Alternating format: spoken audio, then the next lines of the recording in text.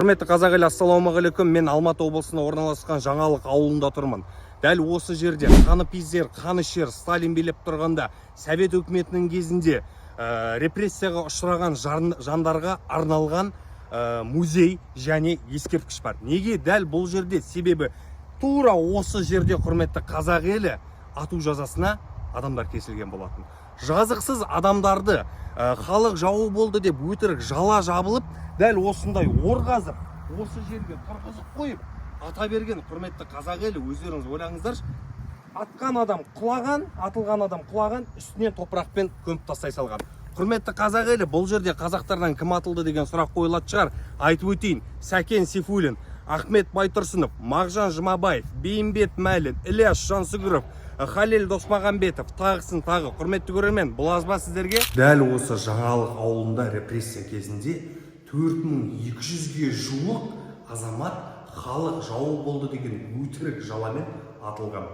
Сенбейсіздер ме? Көрейік.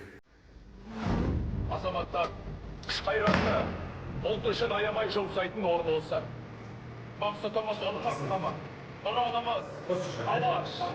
Алаш!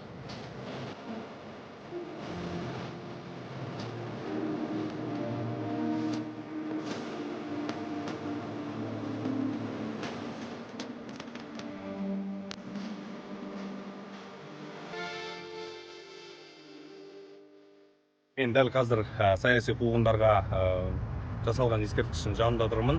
Қарасаңыздар, төбеден басып тұрған қызыл тас, ол Совет өкіметі.